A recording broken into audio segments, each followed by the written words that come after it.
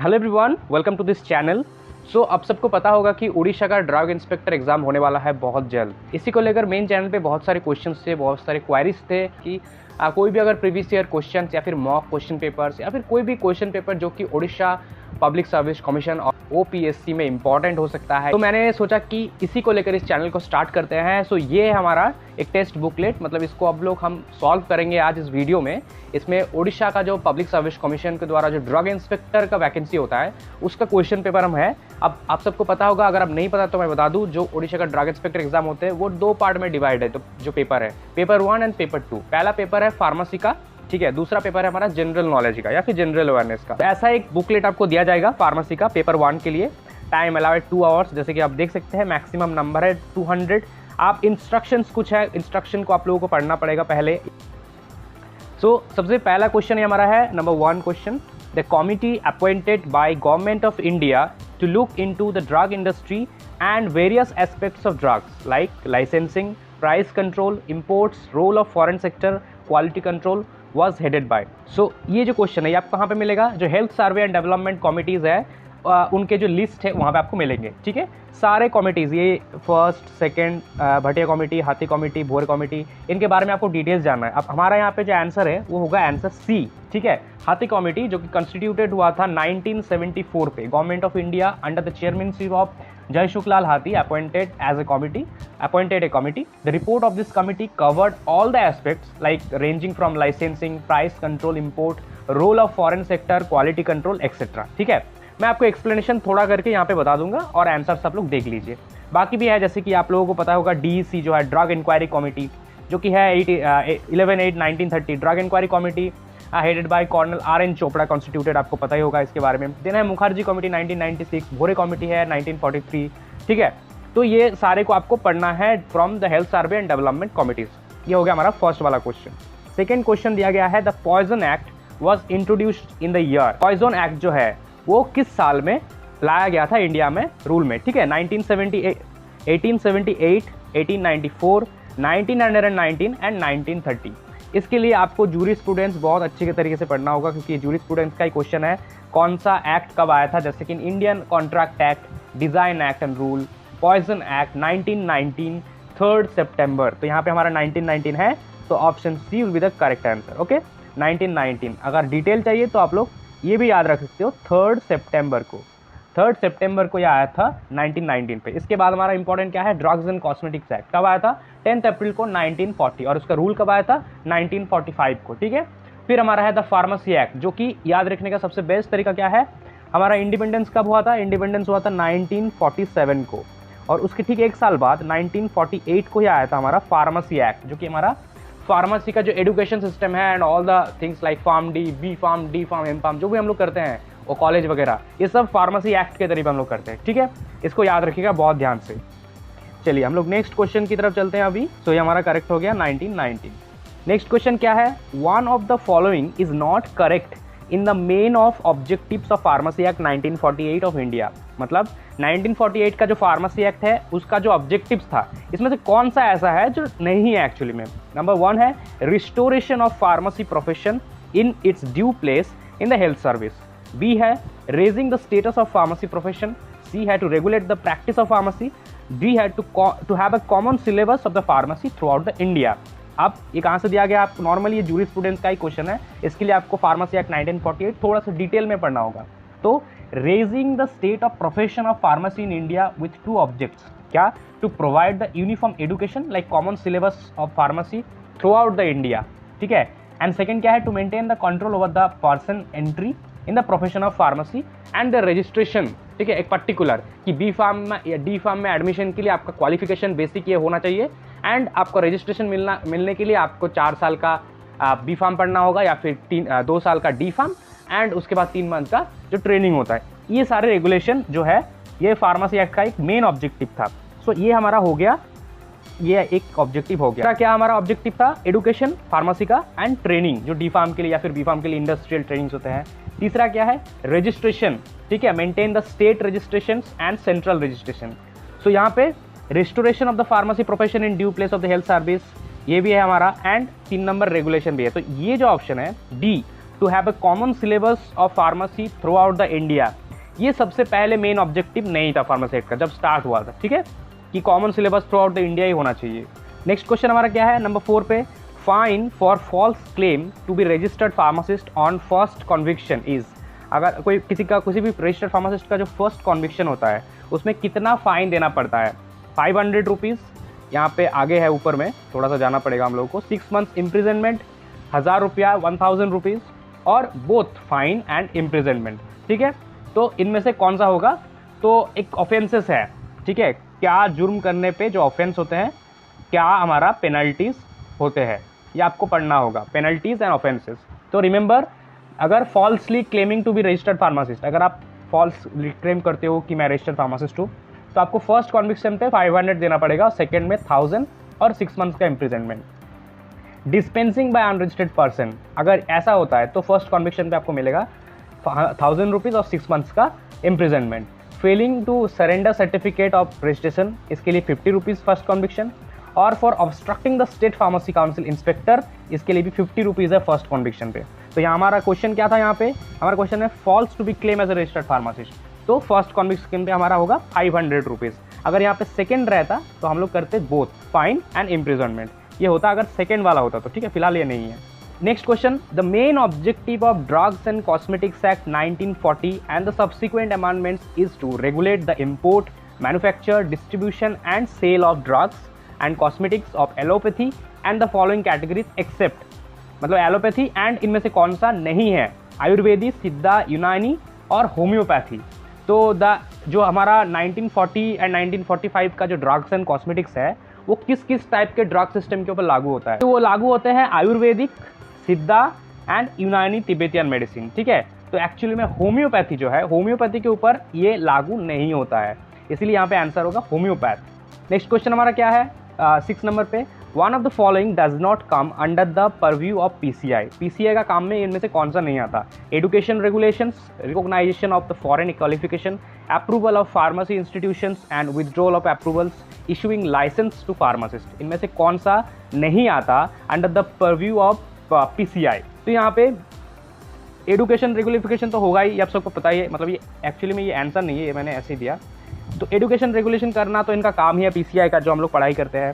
Pharmacy institutions भी PCI से approval लेते हैं, ये भी आप लोग याद रख सकते हो, पीसीआई अप्रूवल हम लोग देखने जाते हैं बी फार्म करने के टाइम पे या फिर डी फार्म। और लाइसेंस जो देते हैं हमारा फार्मासिस्ट का, वो भी पीसीआई से ही आते हैं जो परव्यू है। तो फिर क्या हो गया हमारा आंसर बी, ठीक है। फॉरेन क्वालिफिकेशन का जो रिकॉग्नाइजेशन है वो पीसीआई का फिलहाल परव्यू में नहीं है। नेक्स्ट क्वेश्चन क्या है हमारा 7 नंबर पे, the sale of opium to the state governments or manufacturing chemists is made by central government of opium factory located at। तो in simple central government of opium factory कहाँ पे है, गाजियाबाद, गाजीपुर, गोरखपुर और गोवा। तो सबसे पहले जो इंपॉर्टेंस है वो क्या है, यहाँ पे क्वेश्चन हमारा है कि गवर्नमेंट ऑफ ओपियम फैक्ट्री कहाँ पे है, तो इसका आंसर है हमारा गाजीपुर। अब इसका याद रखने का कोई तरीका नहीं है कि कोई स्पेशल है कुछ, आपको ये याद रखना पड़ेगा जूरिस्प्रूडेंस क्वेश्चन। और मैं ऑलवेज कहता हूँ कि कोई भी एग्ज़ाम का प्रिपरेशन ले रहे हो, एग्ज़ाम का जो प्रिपरेशन हम लोग लेते हैं उसके लिए जूरिस्प्रूडेंस सब्जेक्ट बहुत इंपॉर्टेंट है। जूरिस्प्रूडेंस और लॉ एथिक्स इंपॉर्टेंट सब्जेक्ट है बहुत, यूपीएससी लेवल तक, ठीक है। चलिए, तो ये हमारा हो गया गाजीपुर। नेक्स्ट क्वेश्चन हमारा है pharmacy council of India was constituted in year. अब फार्मेसी काउंसिल ऑफ इंडिया और फार्मेसी एक्ट, इन दोनों को आप लोग सेम मत कर देना। फार्मेसी एक्ट आया था हमारा 1948 पे, हम जैसे कि मैंने कहा इंडिपेंडेंस के 1 साल बाद। अब उसके ठीक और 1 साल बाद आ गया हमारा फार्मेसी काउंसिल ऑफ इंडिया, जो कि है 1949 पे। ये रिकॉन्स्ट्रक्ट होता है हर 5 साल में, हर 5 साल बाद, जैसे कि हमारा असेंबली होता है सिमिलर टाइप का, ठीक है। 5 साल पे ये president and vice president nominate किया जाता है, जैसे कि इसके बारे में आप लोग डिटेल में पढ़ सकते हो जूरिस्प्रूडेंस सब्जेक्ट से। फिलहाल हम लोग चलते हैं 9 नंबर क्वेश्चन पे। All products of parenteral use are listed under the following schedule. Parenteral product जो होते हैं, जो हम लोग इंजेक्शन के लिए यूज़ करते हैं, डिफरेंट टाइप के पेरेंटरल इंजेक्शन के लिए, कौन से शेड्यूल में आते हैं, इसके लिए आपको शेड्यूल जो है बहुत अच्छे से पढ़ना होगा, ठीक है। ऑल द शेड्यूल्स, जैसे कि यहाँ पे दिया है ए, बी, सी एंड डी, तो कौन से शेड्यूल में आता है। तो ए नंबर शेड्यूल के बारे सबके बारे में पहले तो आपको पता होना चाहिए। ए क्या है, ये प्रीफॉर्मा है for the application of getting licence, issue licence का जो रिन्यूअल है, मतलब हमारे फार्मेसी लाइसेंस के बारे में सब कुछ, ओके। ए जो है। बी क्या है, अब जो फी होते हैं for testing, for analysis in different central और स्टेट लैब्स, उनका जो रेट है उसके लिए है बी, ठीक है, उतना इंपॉर्टेंट नहीं है ये भी, लेकिन फिर भी आपको याद रखना है, नहीं तो आप लोग क्वेश्चन को सॉल्व नहीं कर पाओगे। आइदर आंसर को याद रखो, नहीं तो बाकी सारे को याद रखो ताकि आंसर पता चल जाए। सी हमारा आंसर है। सी है list of biological and other specifical product जो हमारा इंजेक्टेबल है, मतलब पैरेंटरल है। Import, sale, distribution, manufacture, all this like sera, vaccine, penicillin etcetera etcetera.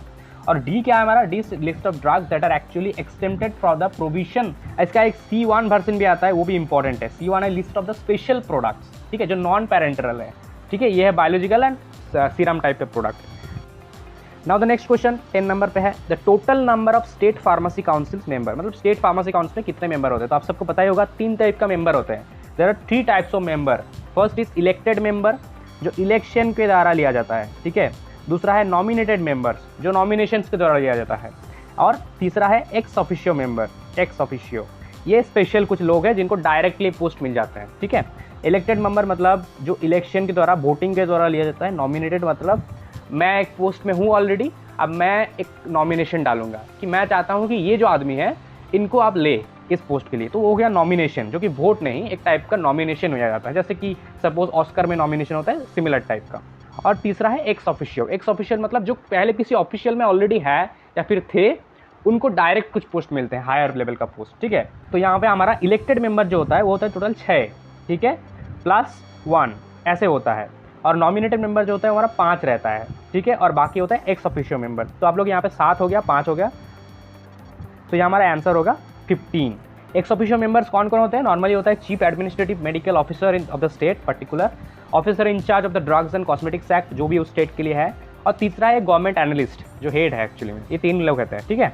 चलिए नेक्स्ट क्वेश्चन को देख लेते हैं। The first edition of Indian pharmacopoeia was out in, जो फर्स्ट एडिशन है फार्माकोपिया का वो कब आया था? 1945, 1950, 1955 और 1960। सिंपल है 1955। सिंपल अगर याद रखोगे तभी है, ठीक है, नहीं तो नहीं है। अब इंडियन फार्माकोपिया जो लिस्ट प्रिपेयर हुआ था फर्स्ट, वो हो गया था 1946 में। उसके बाद 49 में हमारा pharmacy council of India stabilised हुआ। उसके बाद से 1955, ठीक है, 1955 से हमारा फर्स्ट IPR आया था, फर्स्ट। उसके बाद जैसे कि मैंने कहा 5 साल के गैप में फिर सेकेंड आया 1966 में, फिर 85, 96, 2007, 2010, 14, 18, 2022 IP का डिफरेंट आएगा वर्जन, ऐसे ऐसे चलता ही जाएगा, ठीक है। अब ये आप लोग चाहो तो याद रख सकते हो, लेकिन जो फर्स्ट वाला है इसको आपको याद रखना ही है, श्योर मस्ट, ओके। चलिए नेक्स्ट क्वेश्चन की तरफ बढ़ते हैं। तो 12 नंबर पे हमारा है applications for grant of renewal of for manufacturing Ayurvedic, और ऊपर क्या है, Siddha Unani drug is required to be made in, okay. Applications for grant of renewal of licence, मतलब हम लोग अगर मैन्युफैक्चर करेंगे आयुर्वेदिक, सिद्धा और यूनानी ड्रग, तो जो लाइसेंस है उसका ग्रांट और रिन्यूअल करने के लिए जो एप्लीकेशन है वो कौन से नंबर फॉर्म है? Form 24D, 48, 25C, sorry 25E और फॉर्म 24E। अब इनको आपको याद रखना पड़ेगा क्योंकि इसका कोई स्पेशल कुछ नहीं है। तो यहाँ पे जो आंसर है वो होगा 24D, ठीक है, 24D होगा आंसर। 24D बताया जाएगा कि एप्लीकेशन फॉर द ग्रांट और renewal of the licence. 24E जो है ये हमारा है application for the drug licence.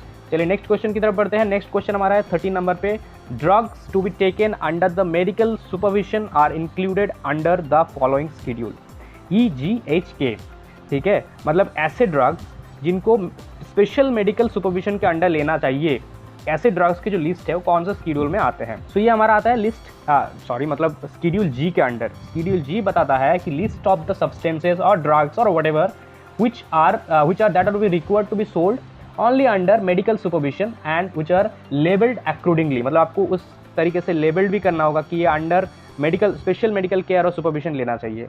H क्या है? लिस्ट ऑफ प्रिस्क्रिप्शन ड्रग्स, पता ही होगा आपको। K क्या है? The list of the drugs that are actually exempted from certain provisions regarding the manufacture, मतलब कुछ हैम्स टाइप का जो बनाने के लिए एक्सटेंशन लगाया गया है। और E क्या है हमारा? E जो है E1 फिलहाल है, E1 list of the poisonous substances under the Ayurvedic सिद्धा एंड यूनानी मेडिसिन। इसके बारे में मैंने ऑलरेडी बताया आप सबको कुछ टाइम पहले। चलिए नेक्स्ट क्वेश्चन की तरफ बढ़ते हैं, जो हमारा है ड्रग स्पाइस कंट्रोल ऑर्डर, और जिसको हम लोग बोलते हैं DPCO, ठीक है, DPCO 1995। अब बताया जा रहा है क्वेश्चन कि does not take into account one of the following in fixing in retail price. क्या? Material cost and conversion cost, packing material और पैकिंग चार्जेस, एक्साइज ड्यूटी और लोकल टैक्सेस। थोड़ा सा डिफिकल्ट क्वेश्चन था ये, तो अगर आपका पॉसिबल हुआ तो आप इस टाइप के क्वेश्चन को अटेंड कीजिएगा, क्योंकि इसमें नेगेटिव का चांसेस बहुत है अगर आप नहीं करते हो, क्योंकि यहाँ पे फॉर्मूला है कैलकुलेशंस का एक्सेट्रा एक्सेट्रा। इनमें से कौन सा नहीं लिया जाता है? यहाँ पे कैलकुलेशन का एक फॉर्मूला है जो कि हमारा RP equals to MC plus CC plus PM plus PC, ये सारे ब्रैकेट में into 1 plus MAP by 100 plus ED। अब ये थोड़ा सा डिफिकल्ट हो सकता है आपके लिए, इसीलिए मैंने कहा RP जो है वो रिटेल प्राइस है, MC जो है मटेरियल कॉस्ट है, CC जो है कन्वर्सन प्राइस है, PM जो है पैकेजिंग मटेरियल कॉस्ट है, फिर PC जो है वो पैकिंग चार्जेस है, और मैप जो है वो maximum allowable post manufacturing cost. ठीक है, ये सारे हैं फॉर्मूला। तो इसमें से जो इंक्लूडेड नहीं है अकाउंट पे वो है local taxes. Local taxes include नहीं है, अब इसको याद रख सकते हैं, बहुत सिंपल सा आंसर है लोकल टैक्सेस। बाकी सारे material cost, conversion cost, packing material, excise duty सारे एक्चुअली में इंक्लूडेड है। ठीक है, चलिए नेक्स्ट क्वेश्चन की तरफ बढ़ते हैं। इतना याद रखने की जरूरत नहीं, बस ये इजी क्वेश्चन था। एक्चुअली में क्वेश्चन इजी था लेकिन एक्सप्लेनेशन इसका टफ है। New drugs developed through research are exempted from price control for a period of. जो न्यू ड्रग डेवलपमेंट होता है रिसर्च के द्वारा, वो प्राइस कंट्रोल से बाहर रहता है कितने साल के लिए? 5 ईयर्स, 10 ईयर्स और क्या है 15 ईयर्स एंड 20 ईयर्स। अब इनमें से कौन सा करेक्ट आंसर होगा, कितने साल के लिए? तो इसके लिए आपको जो DPCO है वो पढ़ना होगा। जो new as per the new drug rule, मतलब जो DPCO का रूल है, 5 साल के लिए आपको अवेल दिया जाता है for the patented new drugs from the date of commencement of its commercial marketing by the manufacture in that particular country. ठीक है, 5 साल के लिए आपको एक्सटेंशन एक दिया जाता है। ओके, याद रखिएगा इसको, 5 साल। नेक्स्ट क्वेश्चन की तरफ जाते हैं। नेक्स्ट क्वेश्चन क्या है हमारा 16 नंबर पे। As per the shops and establishment act, young persons जो कि 12 एंड 18 ईयर्स के बिटवीन है, should not made to work more than 1 of the following hours per day. जो यंग वर्कर्स है या फिर यंग एडल्ट है, उनका कितना टाइम दिया गया है एक्चुअली में पर डे वर्क करने के लिए? 4 घंटे, 4 आवर्स, 6 आवर्स, 8 आवर्स, 10 आवर्स। तो यहाँ पे हमारा जो आंसर होगा वो होगा 6। ठीक है, as per the shop turn establishment, क्योंकि हमारा यंग पर्सन है, ये मैंने जो बताया ये एडल्ट्स के लिए था 9 hours per day, not more than. यहाँ पे एडल्ट्स के लिए नहीं, यंग पर्सन के लिए है जो 12 to 18 आवर्स है, ईयर्स है, उनके लिए है 6 आवर्स। ओके, नेक्स्ट क्वेश्चन की तरफ जाते हैं। फॉर्म्स यूज्ड, इसको थोड़ा सा पूछ देते हैं। चलिए नेक्स्ट क्वेश्चन क्या है हमारा 17 नंबर पे। Forms use to send a memorandum to government analyst under the schedule A is done by. कौन से फॉर्म यूज करते हैं हम लोग? ठीक है, 14A, form 18 and 18A, form 15 और फॉर्म 19। अब जो ये सारे फॉर्म्स हैं इनको आपको याद रखना पड़ेगा, क्योंकि यहाँ पे बताया जा रहा है कि गवर्नमेंट एनालिस्ट को हम लोग अगर शेड्यूल ए सेंड कर रहे हैं तो मेमोरेंडम जो है वो फॉर्म के रूप में सेंड करना पड़ता है। तो कौन सा है ये? 18A। ठीक है, form 18A is the answer actually, memorandum to government analyst. और फॉर्म 18 भी है, मतलब दोनों ही आंसर है, मेमोरेंडम टू गवर्नमेंट एनालिस्ट। फिलहाल 18A यूज़ किया जाता है। बाकी जो है 19 वो एप्लीकेशन फॉर द ग्रांट और renewal for a licence to sell distribute, जैसे कि मैंने ऑलरेडी इसको बताया एक टाइम पे। जो फॉर्म 17 है यहाँ पे फिलहाल दिया नहीं है, वो इंटीमेशन टू ए पर्सन है from whom the sample is actually taken. ठीक है, उसके बाद 17A है, 18 बताया मैंने। ओके, ऐसे ऐसे चलता है ये। चलिए नेक्स्ट क्वेश्चन की तरफ जाते हैं। नेक्स्ट क्वेश्चन हमारा क्या है? Licence for retail of drugs specified in schedule X is given in the following form: 20A, 20B, 20F और 20G। Licence for the retail of drugs specified in the schedule X. इसके लिए आपको पहले schedule x क्या है जानना पड़ेगा। ठीक है, तो उसको पहले जान लेते हैं।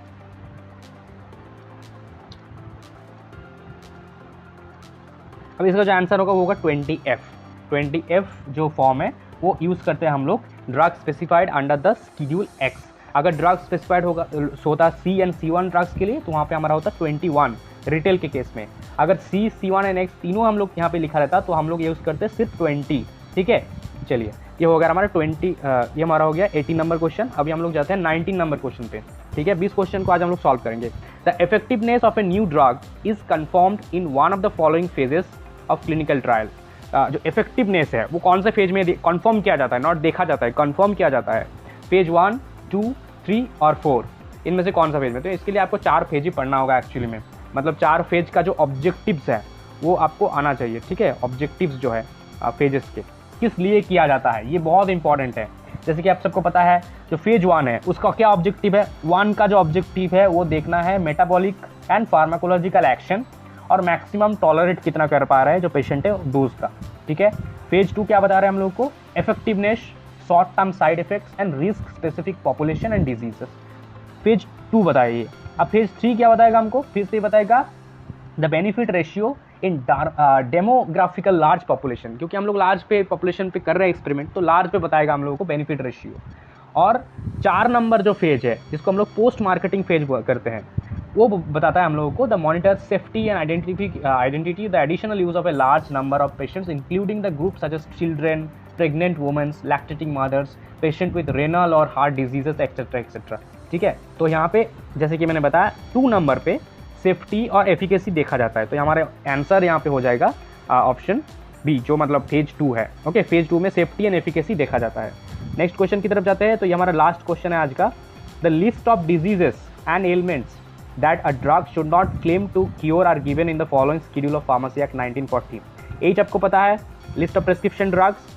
ठीक है, अब एम, के और जे, ये तो बहुत ईजी है, इसको आपको याद रखना पड़ेगा फिलहाल। तो इनमें से कौन सा है, जे, के और एल, जे, के और एम में से कौन सा ऐसा है जो लिस्ट ऑफ डिजीज और एलिमेंट्स जहाँ पे लिखा रहता है, राइट। तो शेड्यूल के, जो शेड्यूल के है वहाँ पे क्या रहता है, के है list of the drugs that actually exempted from certain provision, already मैंने बताया हैम टाइप के कुछ ड्रग्स है। एम क्या है, एम मतलब ये याद रखना मैन्युफैक्चर। ठीक है, एम मतलब है मैन्युफैक्चर, जो भी रिक्वायरमेंट्स है मैन्युफैक्चरिंग प्रीमिसेस के लिए, जीएमपी के लेकर, फैक्ट्री प्रीमिसेस के लेकर, उनके इक्विपमेंट्स, वो हो गया एम। तो यहाँ पे हो गया हमारा आंसर जे। जे क्या है, list of diseases and elements. ठीक है, जैसे कि एड्स है, डायबिटीज़ है, एक्सेट्रा एक्सेट्रा, जो ट्यूमर्स है एक्सेट्रा। चलिए, ये हो गया आज के हमारा 20 क्वेश्चन सॉल्व। आगे आगे हम लोग हर दिन ऐसे ऐसे करके पूरा यहाँ पे हम लोग को 100 क्वेश्चन मिल जाएंगे। उसके बाद हम लोग जीके की तरफ भी जाएंगे, उसके बाद कुछ और क्वेश्चन स्टार्ट करेंगे। ऐसे ऐसे हमारा चलता रहेगा क्वेश्चन आंसर का सीजन। तो आपको अगर वीडियो पसंद आया तो इस चैनल को प्लीज़ सब्सक्राइब कर देना। अगर मुझे सब्सक्राइबर नहीं मिला तो मैं वीडियो जल्दी नहीं ला पाऊंगा, मोटिवेशन नहीं आता ना, इसीलिए। Thank you so much for watching.